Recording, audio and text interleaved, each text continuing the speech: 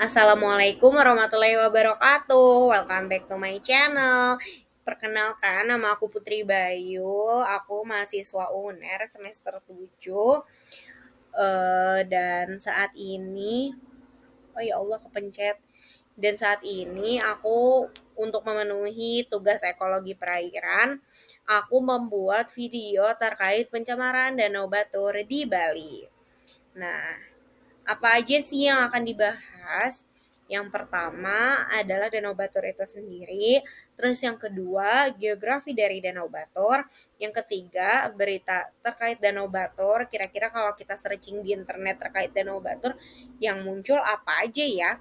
Terus ada data pencemaran Danau Batur, kemudian pencegahan dan penanganan dari pencemarannya, upaya lain yang bisa dilakukan dan mengapa kita harus membahas ini sih dan kenapa hal ini tuh penting. Lanjut, kita topik yang pertama adalah Danau Batur. Jadi Danau Batur adalah danau kawah di Kintamani, Kabupaten Bangli di Bali, terletak sekitar 30 km di timur Laut Ubud di Bali. Terus danau itu berada dalam kaldera gunung berapi aktif, yaitu Gunung Batur sendiri, terletak di sepanjang aktivitas vulkanis cincin api Pasifik. Terus bisa dilihat ya di sini dari mapnya Danau Batur yang ada panah merahnya, di situ lokasi dari Danau Batur. Cukup jauh nih dari Denpasar, ibu kotanya Bali sendiri. Terus kemudian kira-kira apa saja sih yang muncul ketika kita searching Danau Batur? Di sini ada terkait ekoenzim Danau Batur. Terus retribusi penyeberangan di Danau Batur. Ada 3 dermaga yang direvitalisasi. Terus ada Danau Batur yang tercemar sampah. Danau Batur yang kondisinya rusak. Bahkan Danau Batur yang airnya tiba-tiba berubah hijau. Kenapa nih? Coba kita lihat video berikut ini ya guys. Juga terjadi pendangkalan danau yang cukup parah hingga 5 meter dari kedalaman sebelumnya. Kondisi ini membuat pemerintah berencana melakukan pemulihan kondisi danau yang akan bekerja sama dengan pemerintah pusat. Tingkat pencemaran Danau Batur sudah memasuki tahap tidak layak konsumsi. Pendangkalan dan pencemaran ini disebabkan karena adanya endapan lumpur yang dibawa air hujan, sampah pertanian yang dibuang sembarangan, penggunaan obat pertanian, dan banyak lainnya. Kondisi ini membuat pemerintah Kabupaten Bangli akan segera melakukan pemulihan kondisi. Juga terjadi pendangkalan danau yang cukup parah hingga 5 meter dari kedalaman sebelumnya. Kondisi ini membuat pemerintah berencana melakukan pemulihan kondisi danau yang akan bekerja sama dengan pemerintah pusat. Tingkat pencemaran Danau Batur sudah memasuki tahap tidak layak konsumsi. Juga terjadi pendangkalan danau yang cukup parah hingga 5 meter dari kedalaman sebelumnya. Kondisi ini membuat Kita lihat nih. Tadi sudah terbukti kalau misalkan ada berita terkait pencemarannya Danau Batur. Nah, di sini aku mengambil sumber dari jurnal yang diterbitkan Nimade Heger Sukmawati, Ai Pratiwi, dan Niwayan Rusmi dari Fakultas Kedokteran Ilmu Kesehatan Universitas Warmadewa. Ini diterbitkan pada tahun 2019. Ini jurnal terbaru ini membahas terkait pencemarannya Danau Batur. Tadi sudah disebutkan ya terkait penyebabnya ada sampah, terus limbah irigasi, kemudian sedikit menyinggung tentang pariwisata. Di sini mereka mengukur berdasarkan parameter fisiko-kimia dan juga NSFWQI. Jadi NSFWQI apa? Di sini adalah National Sanitation Foundation Water Quality Index. Yang pertama ini kita bahas yang fisiko-kimianya dulu. Di sini ada kandungan tembaga, kadmium, timbal, amonia, nitrat, BOD, COD, DO, oksigen terlarut, kemudian fosfatnya, TDS, pH, dan temperatur. Nah, di sini kita bisa lihat ya dari parameternya. Ini diambil sampel di beberapa titik bahwa ada 3 parameter yang tidak memenuhi baku mutu kelas 1. di mana residu terlarut TDS dan nilai COD menunjukkan kualitas air baku kelas 4, sedangkan kandungan fosfat di Danau Batur menunjukkan kualitas air baku mutu kelas 3. Air dengan baku mutu kelas 3 hanya dapat diperuntukkan bagi budidaya perikanan air tawar, peternakan, dan juga pertamanan. Sedangkan baku mutu kelas 4 merupakan kualitas air yang hanya dapat digunakan untuk mengairi pertamanan atau peruntukan lain yang memiliki persyaratan mutu yang sama dengan kegunaan tersebut.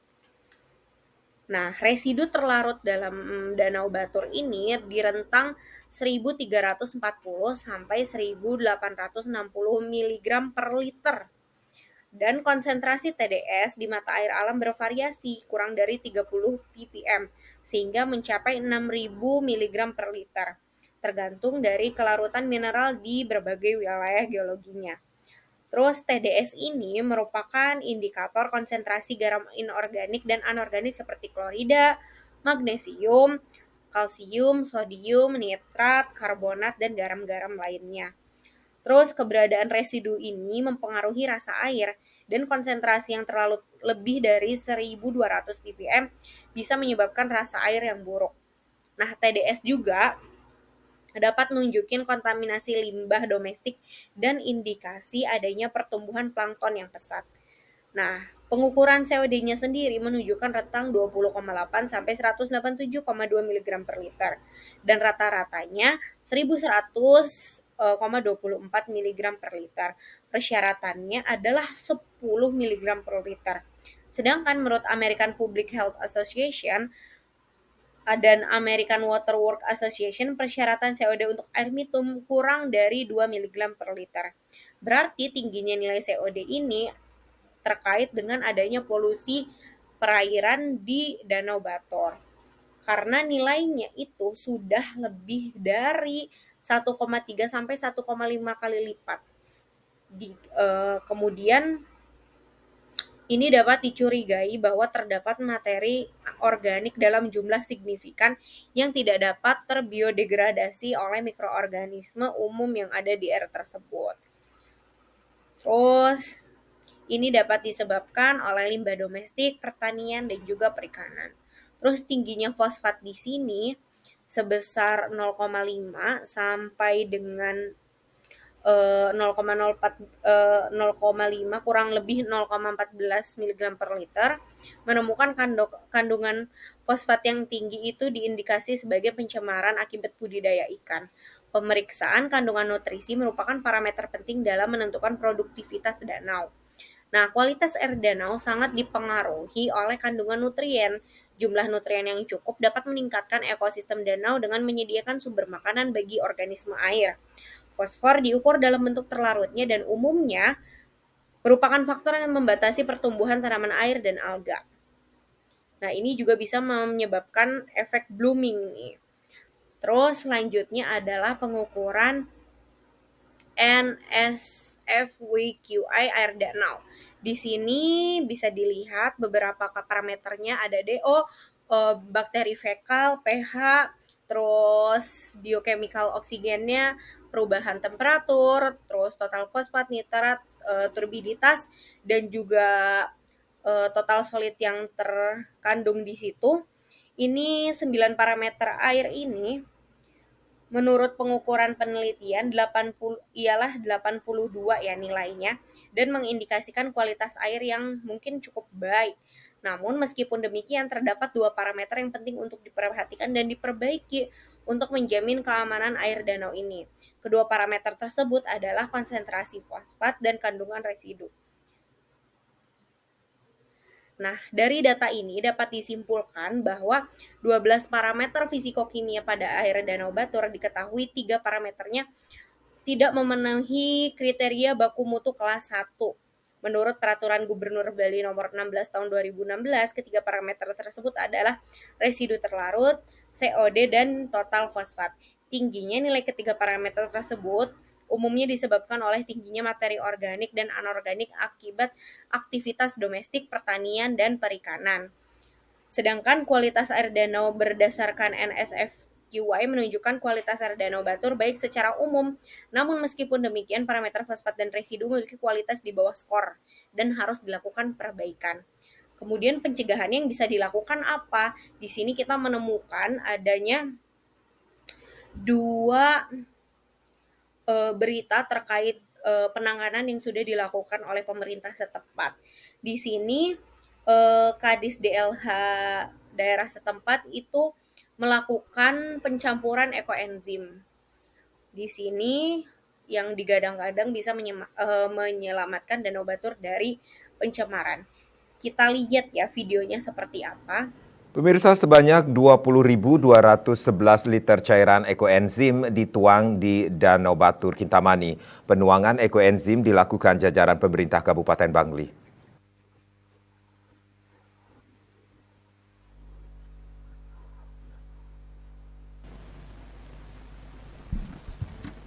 Lokasi penuangan dibagi menjadi 6 titik, yakni di wilayah Hulun Danu Songan sebanyak 3.726 liter, Pura Segara Puro Jati 2.185 liter, di tengah-tengah danau 4.015 liter, sekitar Toyo Devasa 3.535 liter, Dermaga Kedisan 3.515 liter, dan di wilayah Trunyan 3.235 liter. Kepala Dinas Lingkungan Hidup Bangli, Putu Ganda Wijaya mengatakan, penuangan ekoenzim sebagai salah satu upaya untuk penyelamatan Danau Batur, terutama menekan pencemaran yang mengakibatkan menurunnya baku mutu kualitas air di Danau Batur. Kegiatan tersebut merupakan upaya pengembalian kembali fungsi Danau Batur sebagai fungsi sumber kehidupan bagi masyarakat Bangli dan Bali, khususnya dalam kebutuhan air, serta sebagai upaya edukasi kepada masyarakat untuk pengolahan sampah dari sumber khususnya sampah organik. Rekomendasi yang diberikan oleh tim dari Kemenkomarves, P3E serta para akademisi, maka penuangan ekoenzim dilaksanakan sebanyak 11 kali dengan durasi 2 minggu sekali serta jumlah volume penuangan berkisar 20 ton lebih. Bupati Bangli, Nyoman Sedana Arte menyampaikan, penuangan ekoenzim yang dilaksanakan oleh pemerintah Bangli bersama seluruh komponen masyarakat merupakan rangkaian hari ulang tahun Bangli ke-819. Kabupaten Bangli merupakan kabupaten yang tidak mempunyai laut, tapi mempunyai danau dan merupakan danau terbesar di Bali. Danau Batur menjadi tumpuan utama secara alami sebagai cadangan air untuk Bali. Karena itu perlu dijaga dan dilestarikan agar Danau Batur bisa terbebas dari berbagai macam pencemaran.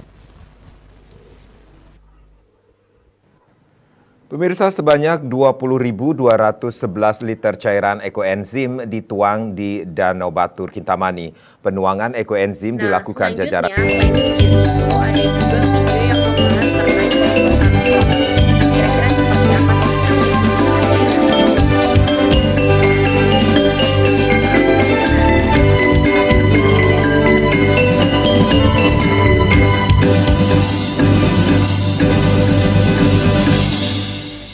Pemirsa, Danau Batur Kintamani Bangli memiliki potensi yang sangat besar di sektor perikanan.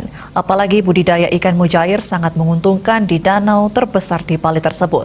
Namun, petani budidaya sewaktu-waktu dapat merugi akibat semburan belerang di Danau Batur. Mengurangi risiko tersebut, pengembangan budidaya ikan di danau bisa juga dilakukan di darat dengan teknologi bioflok. Dengan mengikuti teknis Kepala Dinas PKP Pertanian Ketahanan Pangan dan Perikanan Kabupaten Bangli, Imade Alit Parwato mengatakan, mengantisipasi semburan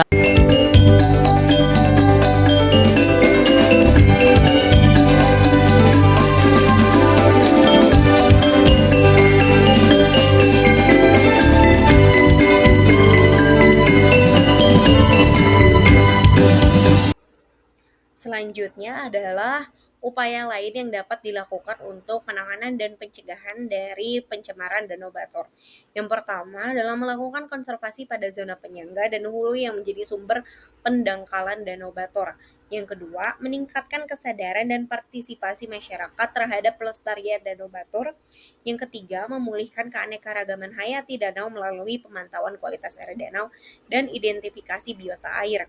Kemudian yang keempat, restorasi dan rehabilitasi kerusakan daerah tangkapan air, sempadan, dan perairan kawasan ekosistem Danau Batur. Kemudian, mengapa hal ini menjadi penting? Nah, yang pertama adalah karena Danau Batur adalah sebagai air baku dari beberapa daerah di Bali, sempadan danau untuk pertanian, kemudian menjadi perikanan tangkap dan perikanan budidaya. Selain itu, ini juga jadi ciri khas pariwisata dari daerah Bali sendiri, kemudian menjadi sumber plasma nutfah, tempat berlangsungnya siklus hidup jenis flora dan fauna yang penting, reservoir alam, tempat penyimpanan kelebihan air yang berasal dari air hujan, aliran permukaan, dan juga memelihara iklim mikro serta tempat sarana pendidikan. Jadi itulah mengapa kita perlu menjaga kebersihan dari Danau Batur.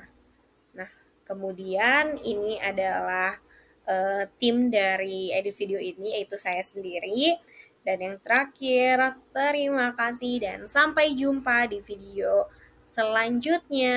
Dadah, see you again. Don't forget to like, comment, and share.